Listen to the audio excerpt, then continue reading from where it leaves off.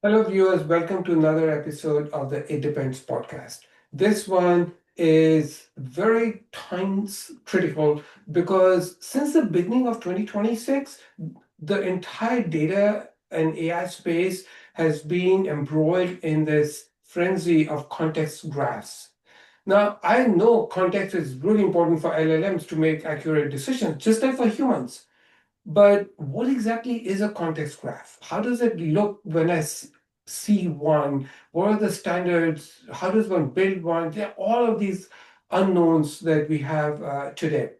But before we even get to the context, we have to make sure that we understand the basics: metadata, semantics, ontology, taxonomy. So, who better to unravel the mystery than the person who lives and breathes ontology? Her company is called Ontology Pipelines. Jessica Talisman, welcome to this episode.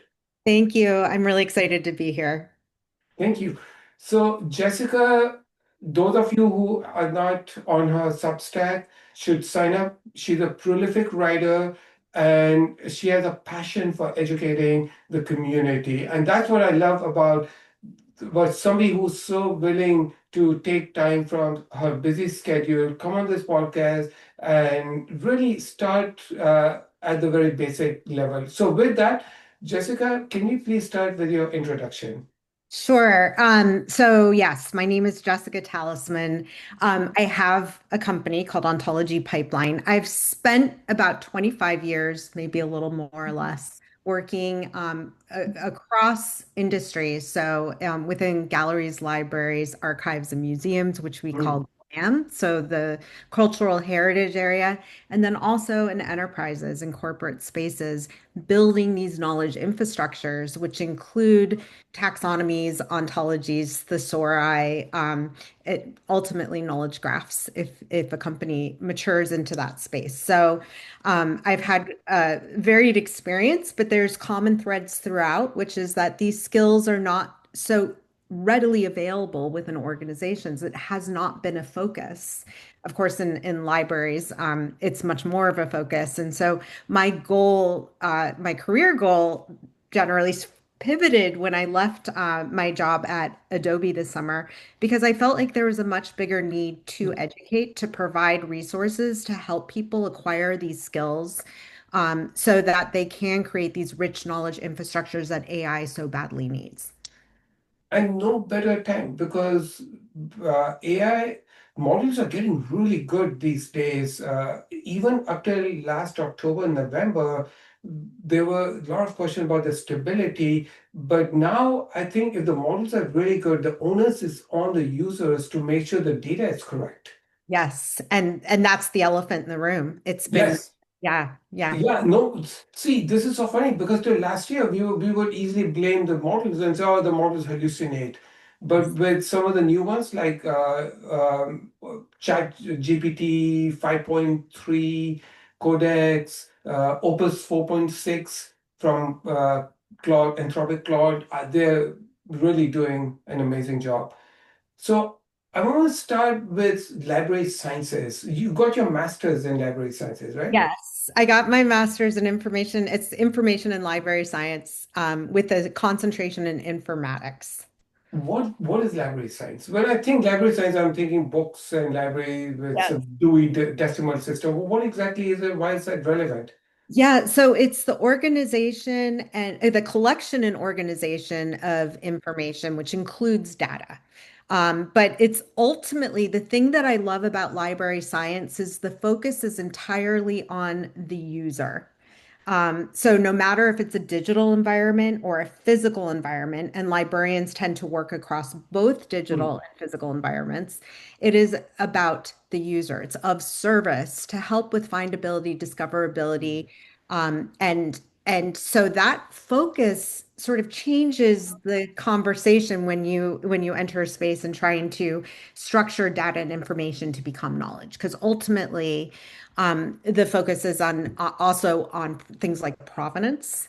when we create bibliographic records, as an example, we have frameworks for maintaining the relationships and connections between those records. So if you have the original copy of Romeo and Juliet written by Shakespeare, that all of the different iterations of of Romeo and Juliet stay connected, that provenance, that lineage stays just both descriptive and connected. And then there's relationships as well between assets. And so I think the most dynamic and incredible thing about library science is the ability to traverse the physical and the digital, and making like a really comprehensive ecosystem where people can easily find knowledge. That I love that example of Romeo and Juliet and having that provenance go all the way from a current piece of adaptation to 1560 when the book was written and so uh, also you mentioned information. I hear information architecture mentioned quite a bit. What exactly is information Yeah, architecture? that's an interesting one. I think I fell into information architecture by default because Hmm.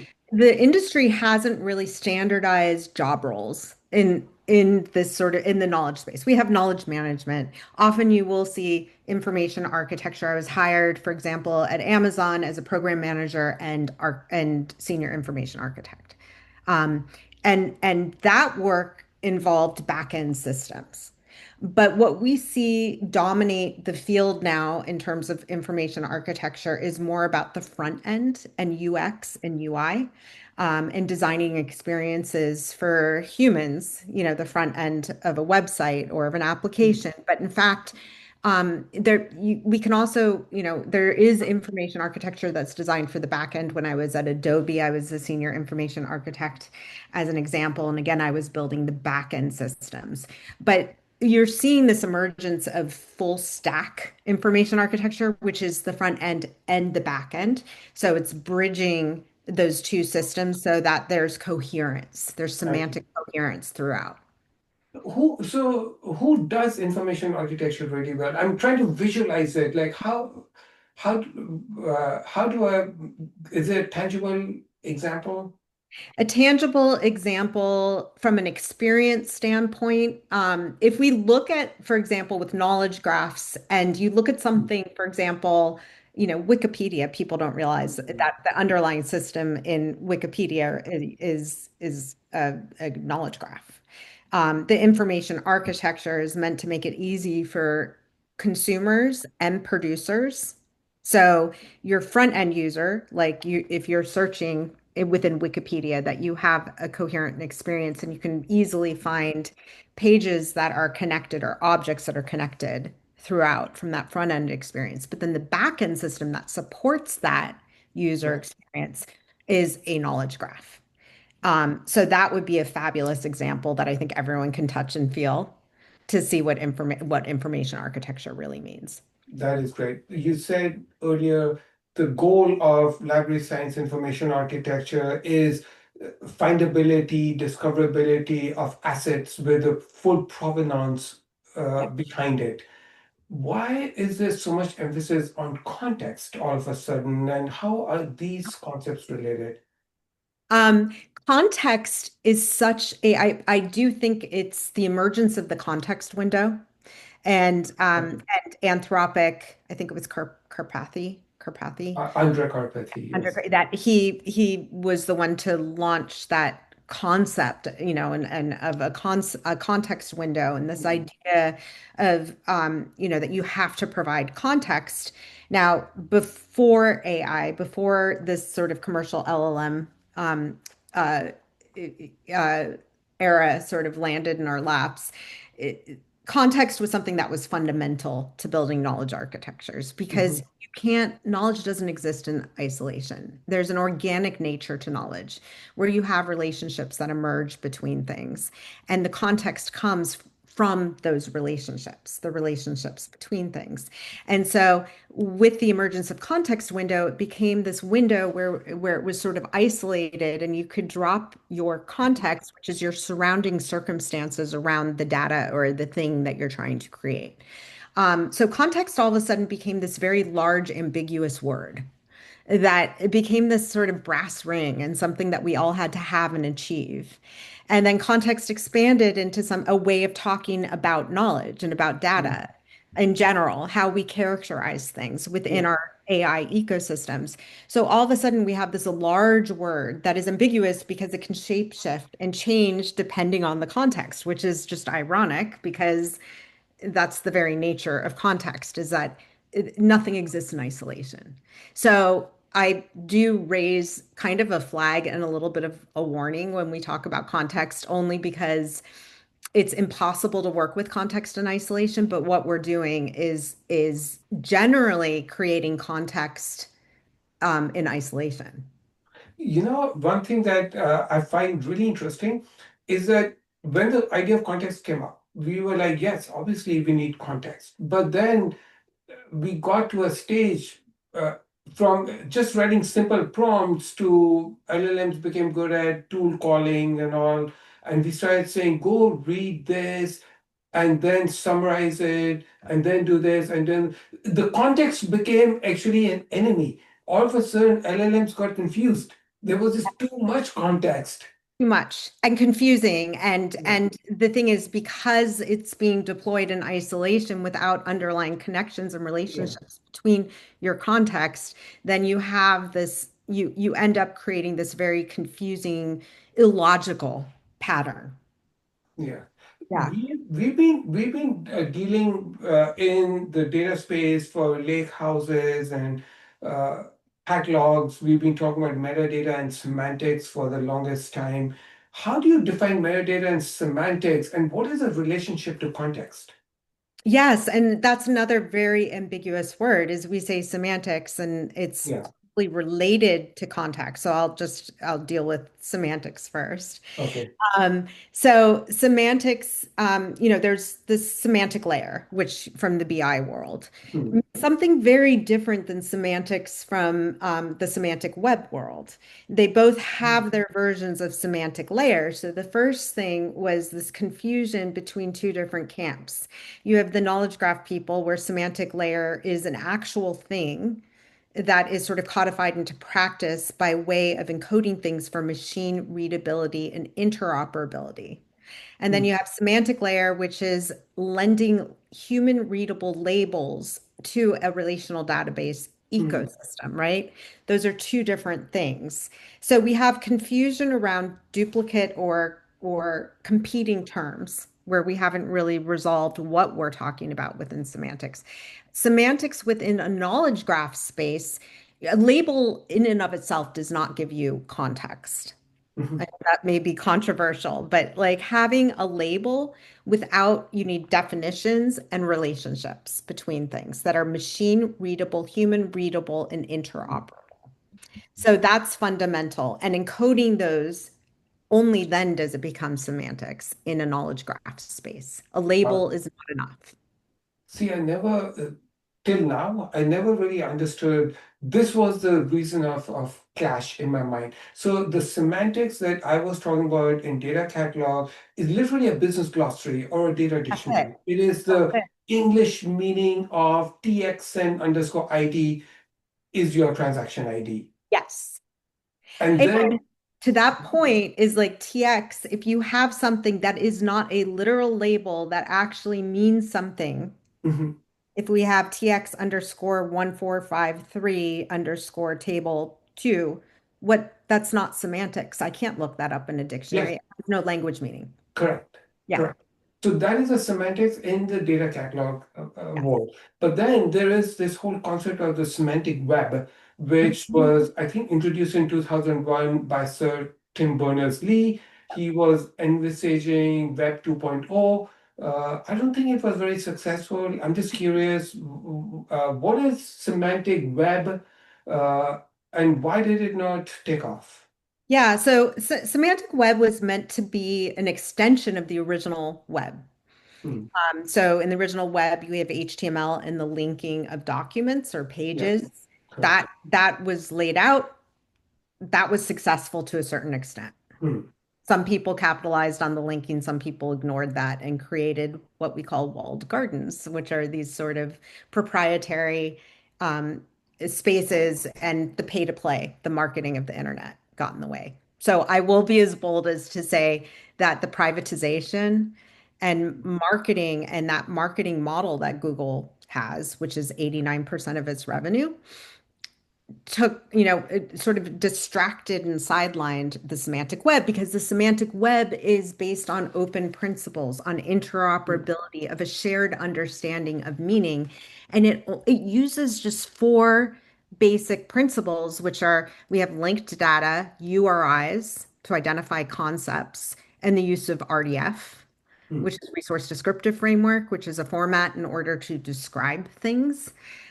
So if you think about it, you have this view a la Tim Berners-Lee for the semantic web that's meant to be open, shared standards, interoperability, machine readability, all of that goodness. And then you have the monetization and the vendor space. Those objectives were counter to the semantic web. Which one wins? Well, I would think that obviously it's the pay to play model. That's what really emerged and what predominated for more than 20 years. Great. And then going further, in fact, I think some of the concepts within semantic web included ontology. Yes. What is ontology and what is taxonomy? And you mentioned knowledge graphs quite a bit, so if you can also All of those elaborate. things. Yes. So a taxonomy, and just for reference point, if you look up Google product taxonomy, for example, that is the common taxonomy for Google products, Hmm. meaning like the merchant space. And so it's a hierarchical structure. Think of a tree-like structure where you have parent-child relationships. That is a taxonomy. That taxonomy can be encoded with a lightweight ontology in order to semantically encode parent-child relationships, definitions, alternative labels, these really rich infrastructures. Ontology is a formal logical reasoning model. Well, you don't reason until you have a reasoner, but it's a formal agreed to understanding and model that describes a domain. But the key is shared understanding and that it's defined. It's with an ontology, you're able to logically reason over what you represent in your ontology. And Are that's there, interesting. to, to clarify this, are there examples like I know retail has ontology, financial services has FIBO, clinical diseases have ontology. Um, or actually taxonomy, how do I like if I were to ask ChatGPT explain to me like I'm 3 years old and I don't know anything about reasoning, how Then, would you do it? it's really interesting because there's the thing that people don't realize is there is a governing body for ontologies. Hmm, There's thousands of open ontologies that are published online and available. The federal government has like a whole suite of ontologies. It was part of Project Open Data hmm, that leverages an ontology called DCAT. So there's a link to Open Data Cloud, which is this incredible website that shows almost in real time all of the ontologies and how they connect across the web. hmm, So anyone can download any of these open standard ontologies and use them to model their own domains. hmm, And so to better understand, if you were to go, for example, to mesh, SNOMED is the ontology for sort of the biomedical space hmm, through NIH. You can download that RDF file. You can go to Wikipedia or Wikidata and download the RDF or ontology file for Wikidata. You can go to ESCO, for example, which is the European job market. They have their ontology. The Getty Museum, they have 5 knowledge graphs that are all connected, and you can access those. oh, So, if you do ask about W3C standards, which is the Web Consortium, that is the governing body of all the standards and sort of open ontology documentation and standards that are available for anyone to use. The beauty of it is there's no vendor lock-in. hmm, So to better understand the space, and I think that's what confuses people, is we automatically are conditioned to go to what tool? We don't think of the theory behind it or the actual structure, agnostic to tools. But because we're so trained to think of an immediate association between a vendor and a technology, it's really hard to get, I think, for the ontology space and the ontology world to cross that bridge because ultimately it's all open. You don't have vendor lock-in. There's no need for any special tools that you have to buy. It's free from vendor lock-in. Ontologies are open, your data is portable. Mhm. And just the standards and the specs just inherently make it interoperable just by way of design. I was just thinking of an example. When I have to register for an event, or if you're starting a company, for example, you have to pick what industry you are in, and it could say healthcare, technology, food delivery, whatever it is. That is an example of a job classification ontology. Would you say Yes. so? Absolutely. Department of Labor has one, Mm. and ESCO, the EU's version of that. They both have actual ontologies, but the underlying is an RDF. You have the structure, and ontology has a basic structure Yeah. where you form triples. So these triple statements Mhm. are subject, object, predicate. I So this job, you would classify it, for example, as health sciences or whatever the category is. So see. it's creating that network effect or underlying logic that connects these things that you would see in a front end where you're selecting the domain or the area. That is actually connected on the back end to be meaningful. And so when you build or you have an ontology, ultimately what you're doing is you're building a triple store. I see. So the triple store is the collection of these triple statements that just explicitly describe a domain. Mm, got it. And how do you access an RDF graph in this case? So with an RDF graph, there's open source tools. And like a huge network of tools.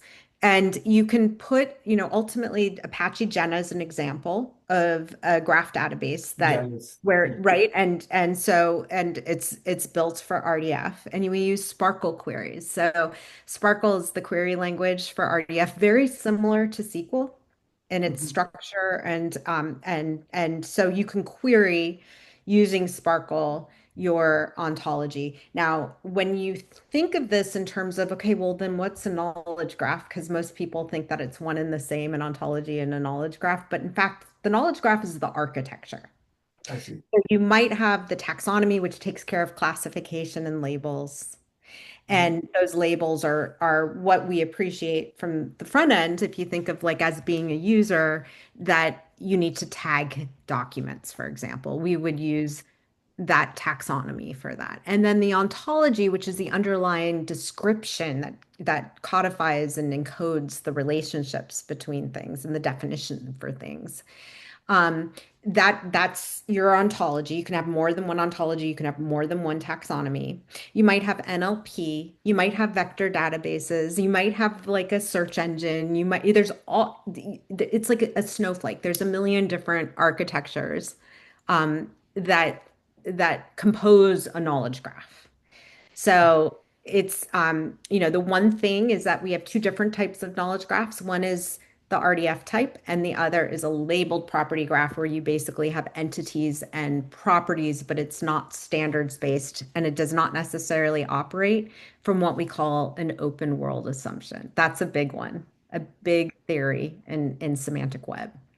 So, this is the whole confusion with context graphs because the word graph throws people away. They just think it's a graph database. But like you said, this ontology could be stored in a vector database. It could be stored in a key value pair, all right? I mean, it could be in any technology. It doesn't have to be a, a RDF graph or a label property graph.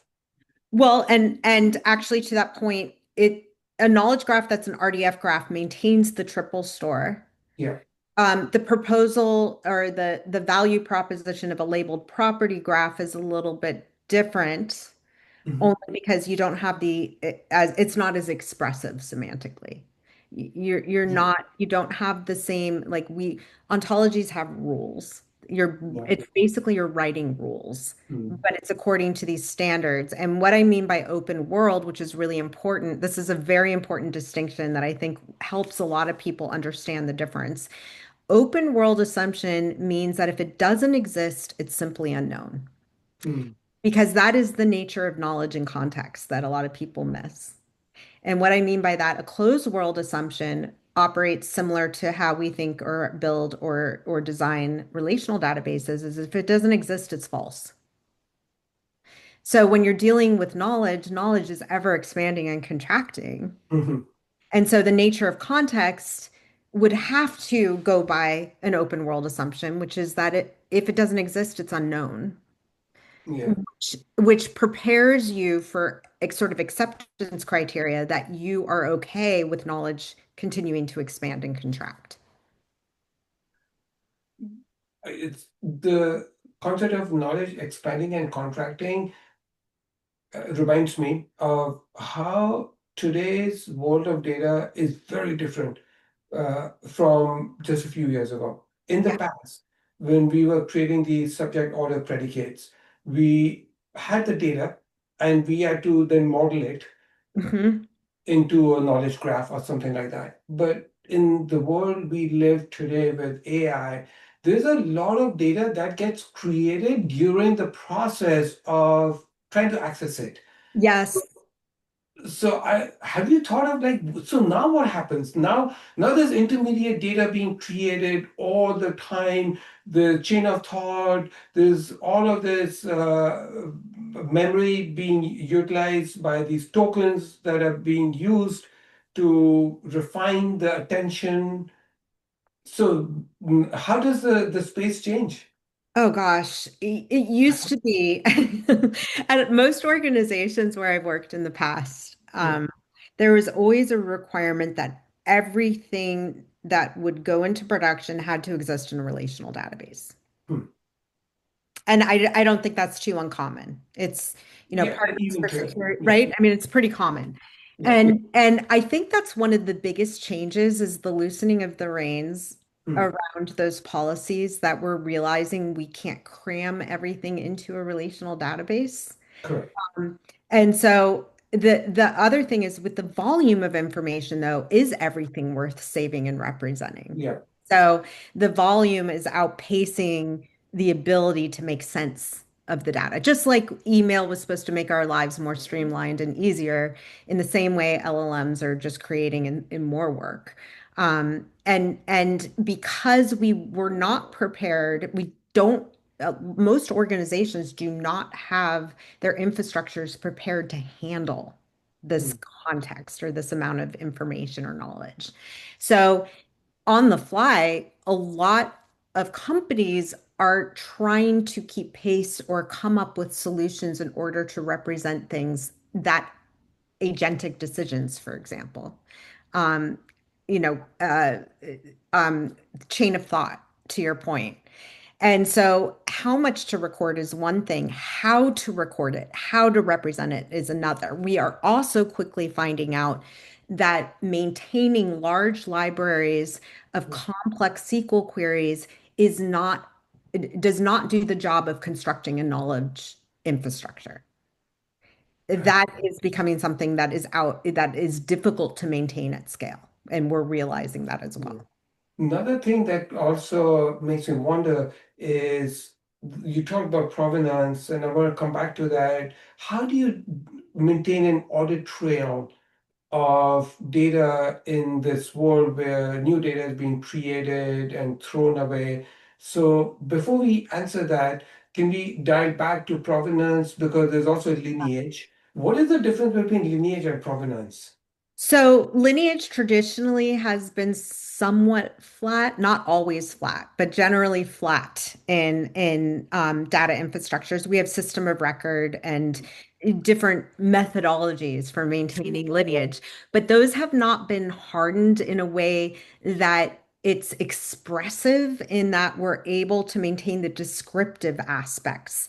For example, documenting how something has changed. I think one of the companies I've seen manage this at scale, probably best of anyone or anywhere that I've worked, was Amazon, is being able to maintain provenance over lineage. It's not just how the records are connected, that this is linked to this or that there's versions, but it's again that more expansive descriptive. What are the differences between these iterations and how do we keep this chain forever, and preserve it so that machines can make sense of the context. So, for example, in the library space, the way that we represent this, and this is true for ontologies as well, is we use one of the most predominant ontologies that's open again. It's called Provo, which is the provenance ontology.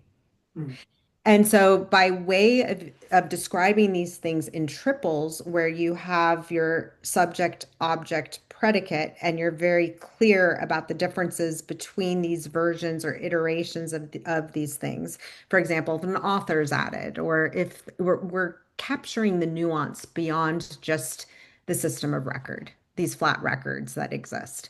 It's more about the description that colors the provenance. And so I wrote a whole series on process knowledge management, which is a domain that's been around for quite some time, and it's about capturing decisions, execution and decisions within a system. The one thing that's true about context and knowledge is it is impossible to divorce provenance from knowledge. That is what makes our knowledge ecosystems viable from an intellectual standpoint, but also from a system standpoint. And that is one of the critical pieces is that in managing these things, when we're looking at managing provenance, provenance happens within a knowledge ecosystem, within a knowledge infrastructure, because things are not necessarily linear. There's relationships and things that change outside of a strict singular stream of data. So yeah, it's expanding outside and treating these things as knowledge, not just single one-off events that happen within a stream of data.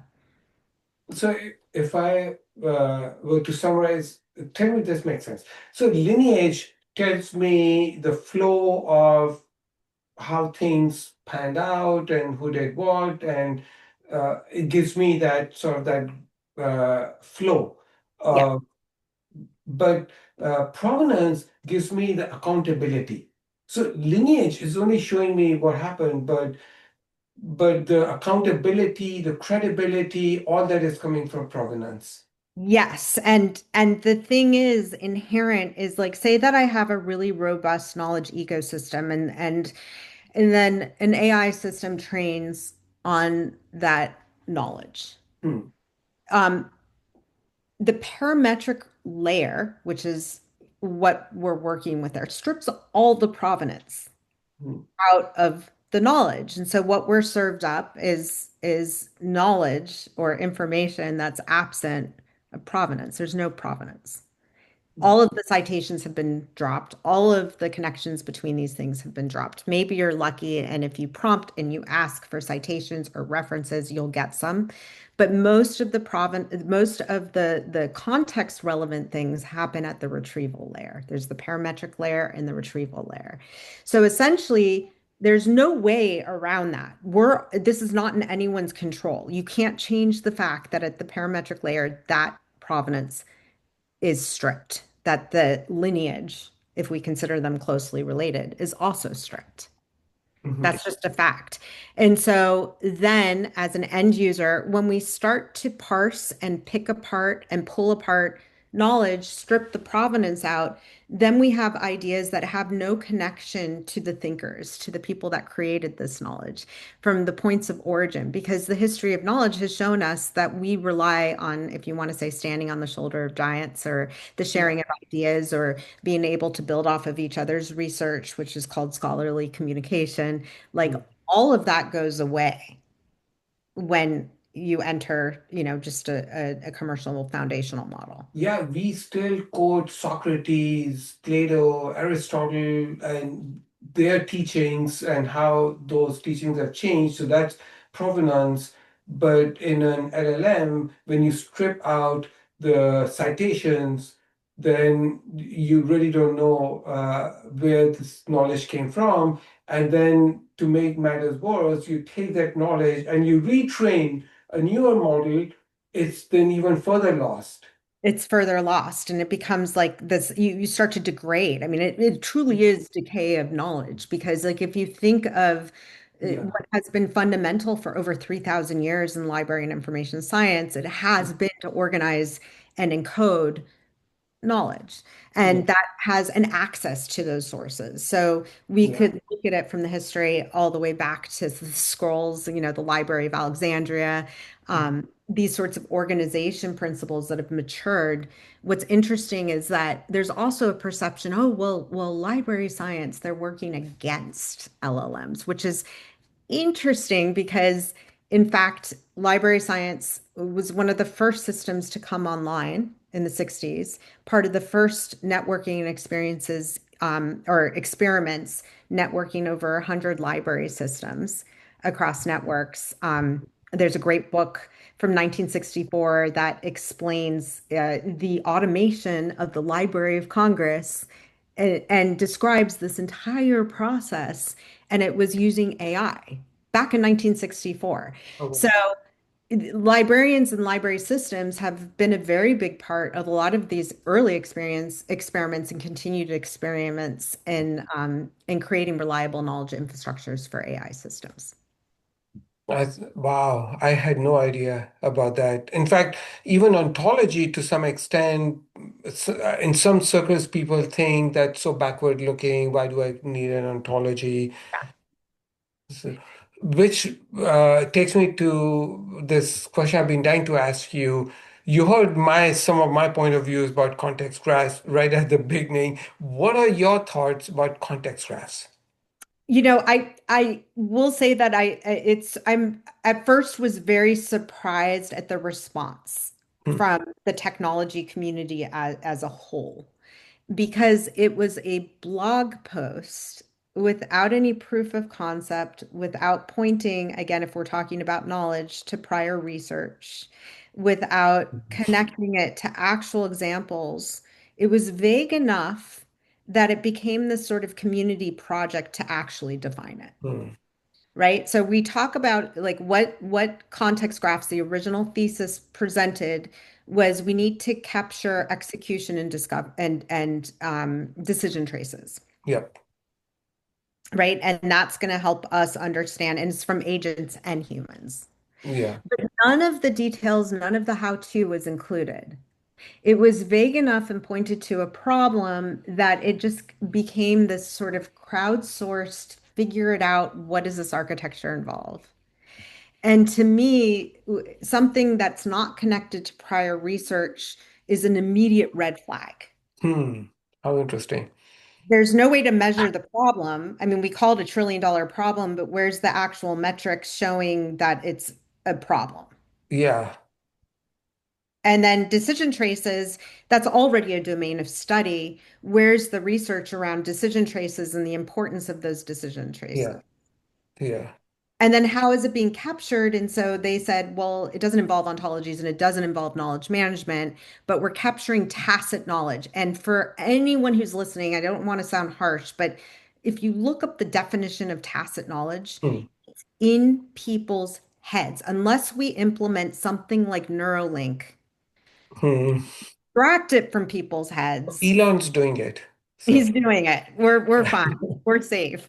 So the idea, as soon as something in knowledge management and knowledge in general, as soon as something is written down or codified, it's no longer tacit because it's been written.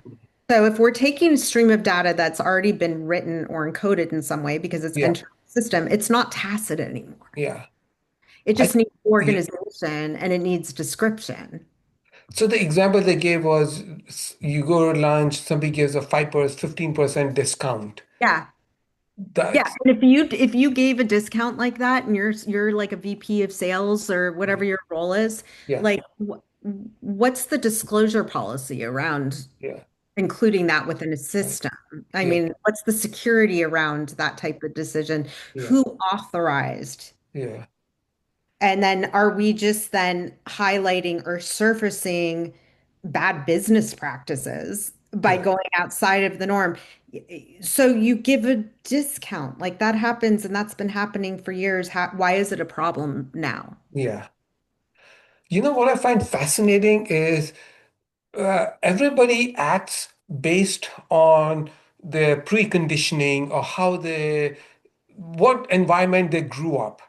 Your bullshit meter is provenance.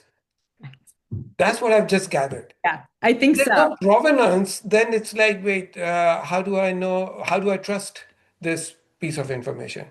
Well, and it's showing you have to show your work. I mean, that's always been a condition. And I know that there's sort of a Hmm. backlash against academia, but in terms of knowledge, we are living in this era of misinformation and disinformation. And that's also And true. slop. Yeah, And slop. slop and Yeah, slop. yeah, So, how do we prove yeah, that something's accurate and true? yeah.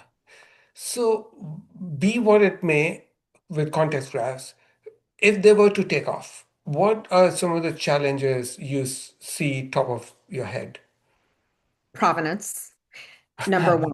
Number two is how we're encoding, how we're capturing and encoding these things. Yeah. There must be a human in the loop. Hmm. We're jumping so far into automation where normally before this sort of commercialization of LLMs, the process has always been that there's human augmentation before automation. That's always been the process of automating something is that you augment first before automating, and you may find out by augmenting that automation is not necessary or is too risky. So first of all, one of the risks is going straight to automation without the human in the loop. That's concerning to me. Oh, wow. Okay. Is that ultimately humans create the knowledge. LLMs right now are not creating new knowledge. Humans get to decide what's knowledge. So there's an element of absolutely human in the loop. Hmm. So we did provenance, human in the loop. The third thing is that if we just take decision traces flat as is, and it comes through as a stream of data, and you have to convert it into something meaningful, ultimately, the challenge is how do you connect that back into your knowledge bases? Hmm. And so, because again, knowledge doesn't live in isolation. Yeah. So something that I wrote about in my process knowledge management, which is basically if you want to learn how to build context graphs, that would be what I would point to, is my process knowledge management series because a group out of Milan, Italy, Sefril Group, they did a 3-year EU commission study and basically stood up context graphs where you're capturing decision traces, execution traces, those sorts of things. Human in the loop was elemental. The Hmm. process of verifying information is essential because computers and people both get it wrong. So you have to find that symbiosis and then find ways to integrate it into a system. So absent of that human knowledge, and if it's not connected or grounded in what already exists, then again, we're actually stripping the context out. If you don't connect, you strip context. If you strip provenance, and if you don't connect your context graph to existing knowledge within an infrastructure, you're losing context. You're not building context. Hmm. A stream of data is not context unless it's grounded in a truth and unless it's grounded in knowledge infrastructures. I could state any claim So, I and claim that's fact, but unless it's connected to other facts within a system, yeah. yeah, So, it's so the three things, challenges. So provenance is the very basic one. Human in the loop to create knowledge, to verify knowledge, all of that. And the number three, I think security, privacy.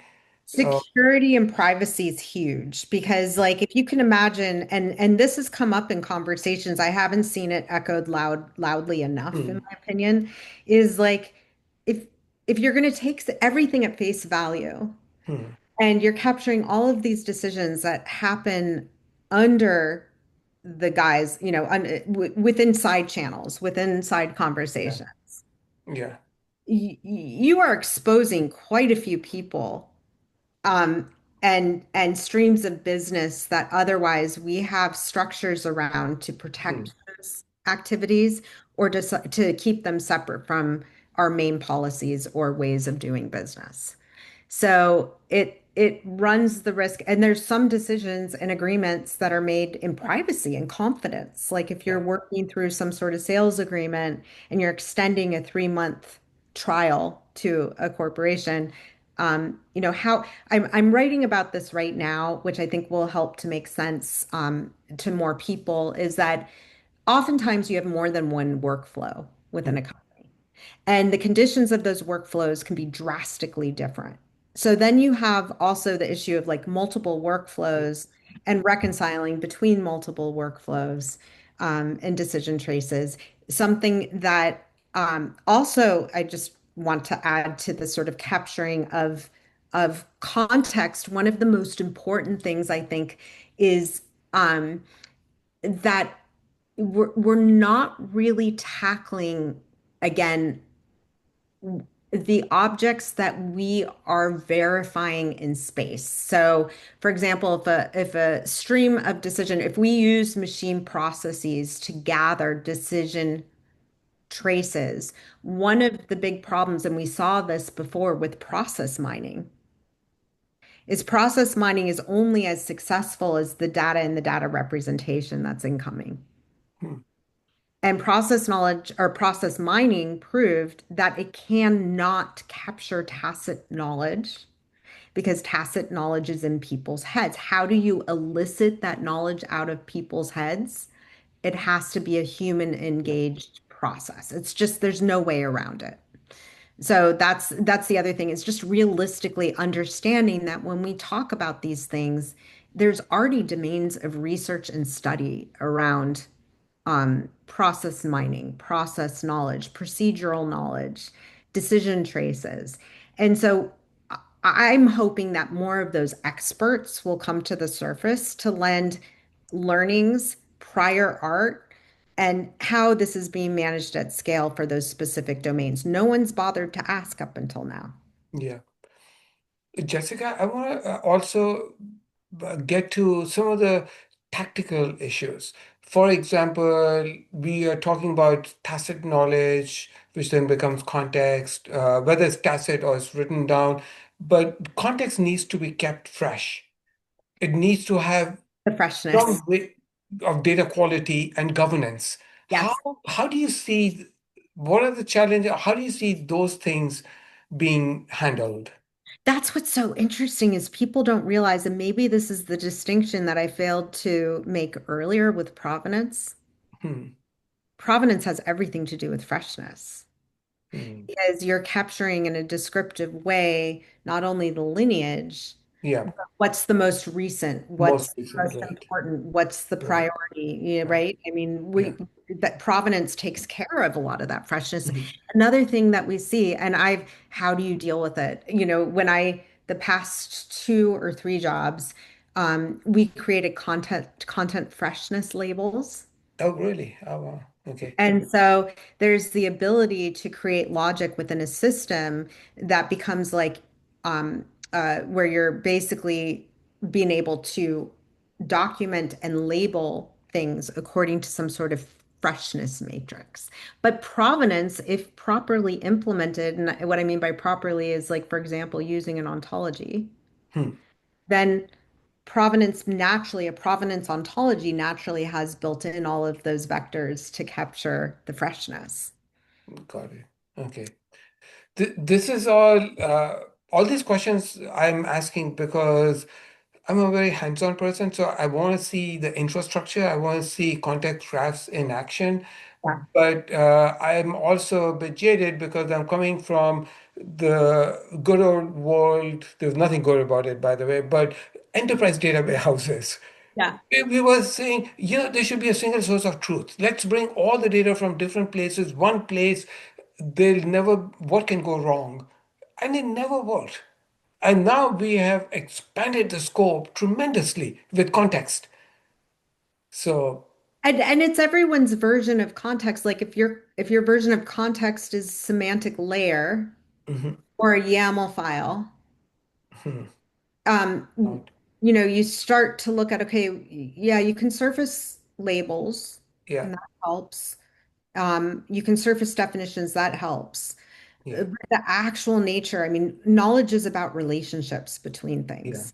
And, one thing is I've seen the study of like cognitive human cognitive processes get softer where I would expect it to get louder because a lot of these processes of how we codify knowledge, how humans and LLMs make decisions, we naturally have these sort of hierarchies and categories in our head, and that's how our brain develops. Hmm. And so, the one thing about knowledge is you cannot cram it into tables and rows. I have people that will argue with me tooth and nail and tell me that you can cram knowledge into tables and rows. But Yeah. that's not, then we end up, it's very common. I've seen this multiple times where you end up with these really complex SQL queries that you have to maintain in order to codify and build these sort of Right. relationships that extend outside. Now, the second problem is the meaning, is that the meaning does not live in the syntax. It's not Hmm. syntactic, right? It has to be described explicitly Hmm. to add that richness. This has been fascinating. Before we end this, are there any words of advice? You now run your own business. I do. Congratulations. Thank you. Just got married. Yes, yes, Congratulations yes, again. yes, yes. Um, Advice is critical thinking. Most of all, is that when there's something new, that this is an exciting time because with context graphs, there was enough left open that the industry's imagination is going Hmm. wild. Who's going to define that version? I've seen versions where you have someone that defines a context graph simply for agentic AI. You're Hmm. just capturing the context of those decisions, of an agent's decisions. And then you have the one that's just the human version. Then you have the ones that are both versions. Generally, when we look at this, the bigger question I have for the industry and the advice I have for others is that if we're talking about knowledge, why is knowledge management not a part of this? Hmm. And looking at ways that you can try to move the needle and actually adding context in provenance, for example, being able to just simply focus on the provenance within a system and shoring that up lends a tremendous amount of context to a data infrastructure. So I think thinking outside of semantic layers exclusively, but starting to extend thinking into how things connect, Yeah. How right? things connect, where did they come from? And I think if we ask these questions to any piece of content we read, we'll be able to instantly tell whether it's an AI slop or it's written by a human. Yeah. Although not all humans um, go into the background, but that's a hallmark of good content. Yeah, Right. And so the yeah, content and then the context, understanding context that it yeah, can't exist in isolation. We're abusing the word context. yeah. Saying context graph is like saying wet water, I love that. right? I mean, because like that's what a graph does is it gives context. So Yes, it's yeah, we really have to yeah. understand that context, there's a range of context. I wish I could create a spectrum of context. We should do it. Maybe we can do that. Yes, sounds Yes. good. On that note, I want to thank you so much for coming to this podcast, sharing your views. I can't wait to get back with you because we live in such a fast-moving world and things are constantly changing. But with that, thank you so much. Thank you so much. This has been really great. Thank you. All right, talk to you. See you.